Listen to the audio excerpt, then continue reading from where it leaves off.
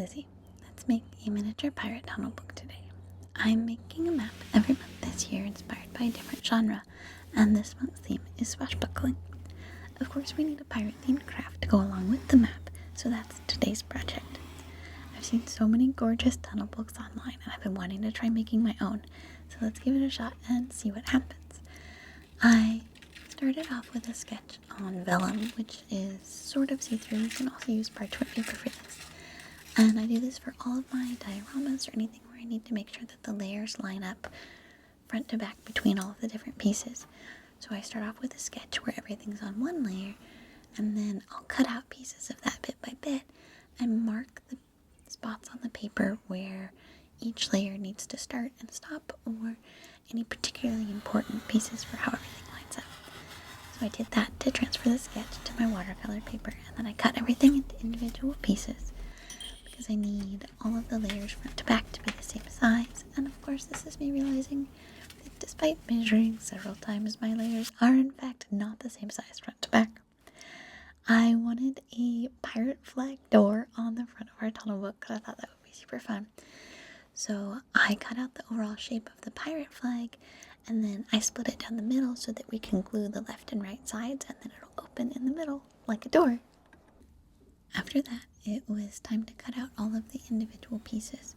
So each layer you cut out more and more, because as you get towards the front of the tunnel book, you need to be able to see to the back of the tunnel book.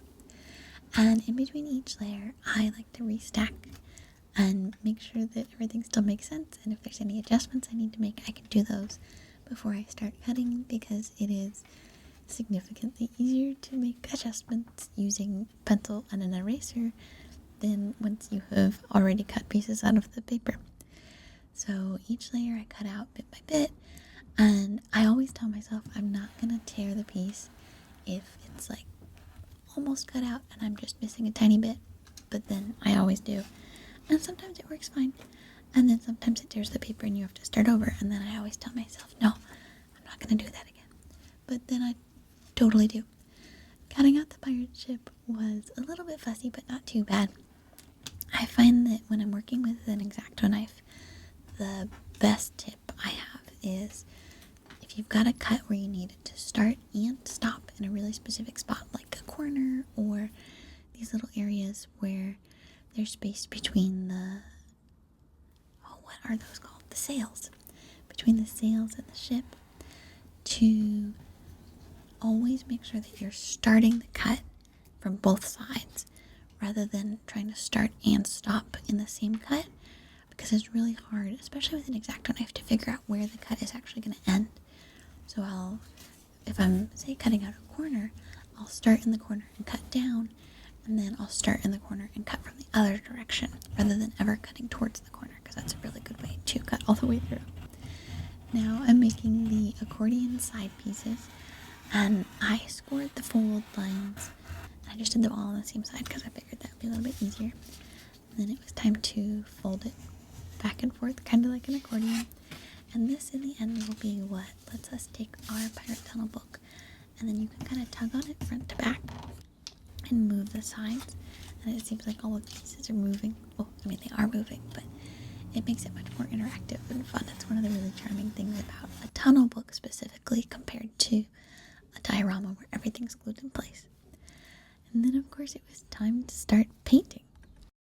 And I'm using acrylic gouache here, and I wanted to start off by painting all of the white areas of the paper a slightly different shade of white, because it was important to me that they be that specific shade of white. I guess it's a little bit more of a cream color technically, but either way, I decided to paint back to front so that I can make sure that each layer makes sense in the context of the previous layers as I'm working going forwards. So of course the back layer has the sky and then a big chunk of seawater, and really once this next layer is on top of that, you're not gonna be able to see most of that seawater. But I was worried that once you spread out the layers in the tunnel book, if I left any white unpainted areas, you might be able to see those, and those would be distracting. So I painted each layer in its entirety, which was actually really fun, and not something I always do for dioramas if there's going to be a big area of paper that's covered by another area of paper. more seawater as we paint the pirate ship. This was a lot easier when I sketched it digitally because, of course, you can zoom in on a digital sketch, which I sometimes find myself doing because I end up switching back and forth between digital and regular painting and drawing, as I typically will sketch digitally on the iPad before I switch to painting, and before I work on the iPad I'll typically do a physical sketch in my sketchbook, and so I'm always switching back and forth. But I find that I end up trying to zoom in on real paper, and then I always feel a little bit silly. And once I got the pirate flag painted, I let that dry, and then I added the decorative gold details to the exterior of the pirate ship. I don't think pirate ships probably typically had gold details like that, but they look cute, so we'll leave them be. And then the world's tiniest skull and crossbones, which is really just more of an X with a lump in the middle, but the skull and crossbones is pretty easy to identify from the context, so I was hoping that it'll still be pretty easy to see even without too much detail.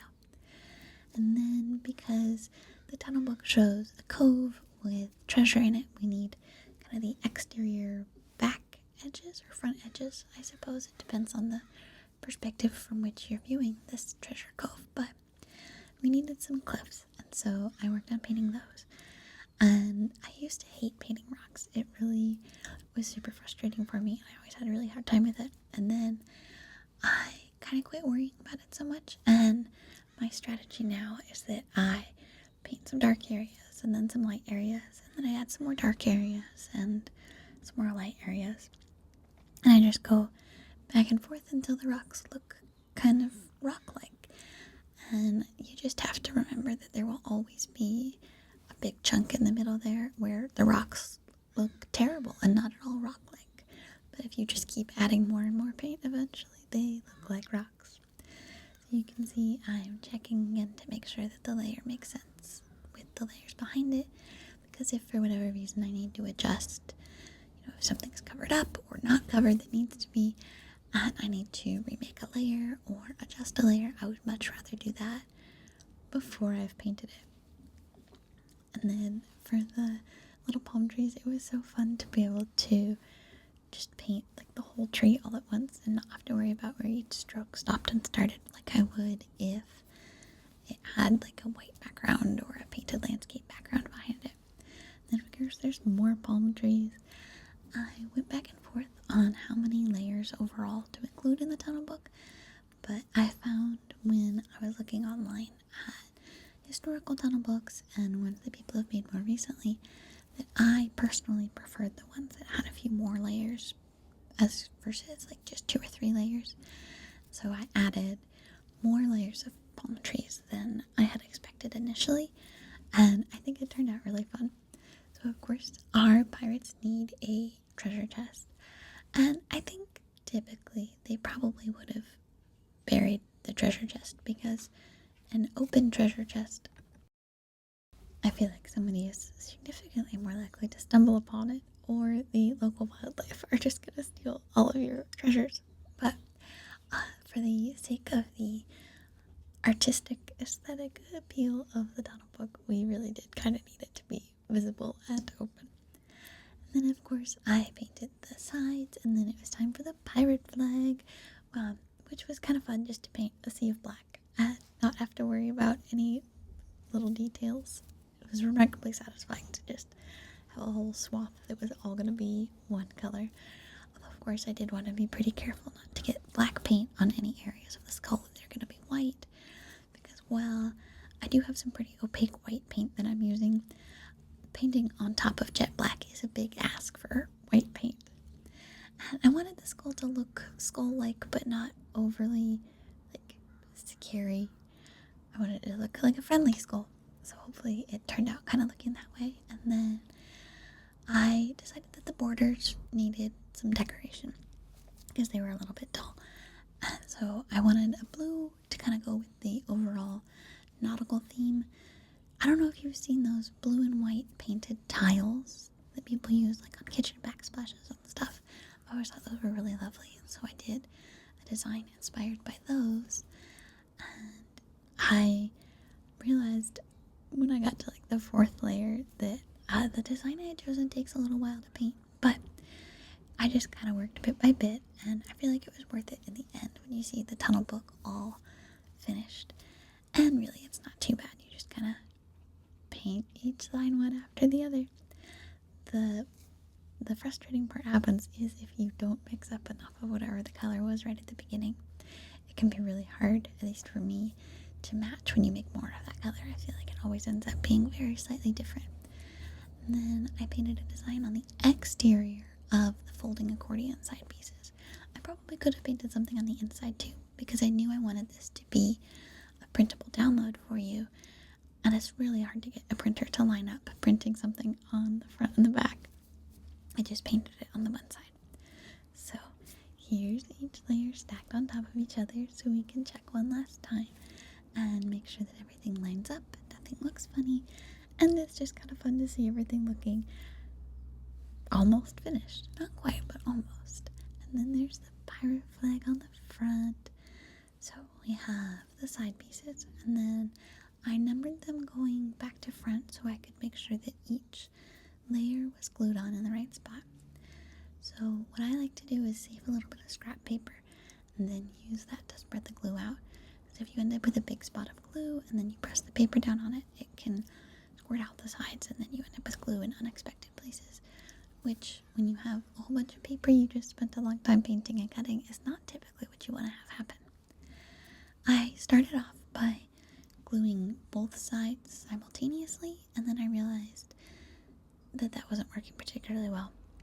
What I ended up preferring for assembling the book is gluing all of the pieces to one side and then letting that dry and then gluing them all to the other side.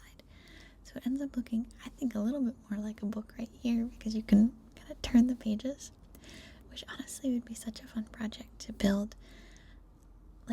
I guess it would be a backwards book because you would be flipping the pages the other way, but you could just glue it on the other side. But it would be fun to build one where you told the story bit by bit by moving one page down at a time, and then at the end you had a finished tunnel book. You'd have to put a lot of detail into each page, but I think it would look really cool. But focus is back to the tunnel book. I taped the front of the flag together for gluing so that I could make sure it lined up perfectly. Then once the glue was dry, I untaped it, and here's our finished tunnel book. It looks so fun. And with the accordion pieces on the side, you can change the depth of the overall piece. And so I stretched it out a little bit more because I was worried if I tugged too hard on it, on the glued pieces, that they might come off. Although I've never had this glue come apart. It works pretty well. But there it is. There's the finished piece. And I just love art that you can pick up and hold and move and touch. And these tunnel books are the perfect project for that because, well, you can just look at it on a shelf. They're so much more fun if you can pick it up and you open the doors and you move the pieces side to side so that the pirate ship is sailing along. If you would like to make your very own pirate tunnel book, I have this as a digital download that's included on my Patreon or individually on my website. And there's a pre-colored and a color it yourself version. I hope you enjoyed watching.